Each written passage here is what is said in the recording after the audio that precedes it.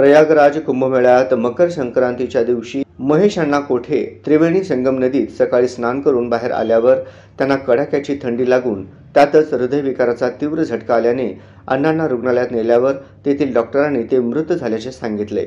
लखनौ येथून त्यांचे पार्थिव शरीर एअर ॲम्ब्युलन्सने सोलापूर विमानतळावर आल्यावर इथून घरकुलातील संभाजीराव शिंदे विद्यालयात आणल्यानंतर अण्णांचे पार्थिव शरीराचे अंतिम दर्शन लोकांनी घेतले। तसेच नव्या पेठेतील राधाश्री बंगल्यावरही अंत्यदर्शन लोकांनी घेतले। शोकाकुल वातावरणात जुना पुणे नाका स्मशानभूमीत त्यांच्यावर अंत्यसंस्कार करण्यात आले। अण्णांना अखेरचा निरोप देण्यासाठी हजारोंच्या संख्येने जनसमुदाय अंत्यविधीस उपस्थित होता। महेश कोठे सोलापूर महापालिकेतील एक दिग्गज नेते ते 1992 ते हयातपर्यंत 7 वेळा नगरसेवक पदावर होते। अण्णा 1994 साली सोलापूर महानगरपालिकेचे महापौर पद भूषवणारे सर्वात तरुण व्यक्ती सोलापूर महापालिकेतील राजकारण त्यांच्या भोवती फिरत। ते जोपर्यंत काँग्रेस पक्षात होते तोपर्यंत काँग्रेसची सोलापूर महापालिकेत सत्ता होती।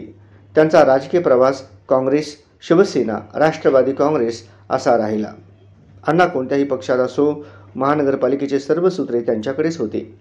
त्यांनी 4 वेळा विधानसभा निवडणूक लढवली होती, परंतु त्यांना विधानसभा निवडणुकीत अपयश आले। अण्णांच्या वडिलांनी स्थापन केलेल्या संभाजीराव शिंदे शिक्षण संस्थेच्या अध्यक्षपदाची धुरा समर्थपणे सांभाळले। ते या संस्थेचे विद्यमान सचिव पदावर होते।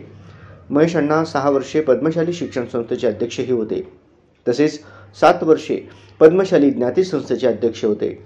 त्यांच्या अध्यक्षपदाच्या कार्यकाळात समाजाचे आर्थिक उत्पन्न वाढले।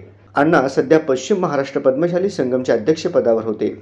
त्यांच्या अकाली मृत्यूने महाराष्ट्र पद्मशाली समाजाची फार मोठी हानी झाली आहे। सोलापुरातील हैदराबाद रोडवरील 10,000 घरांची घरकुल वसाहतीत अण्णा नगरसेवक झाल्यावर या गरीब लोकांच्या घरकुल वसाहतमध्ये सर्व नागरी सोयी सुविधा आणल्या।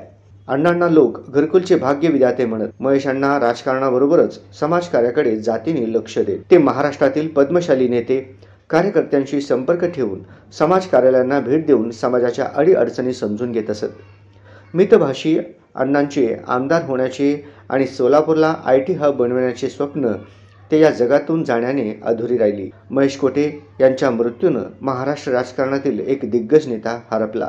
महेश अण्णा कोठे आपणास भावपूर्ण श्रद्धांजली।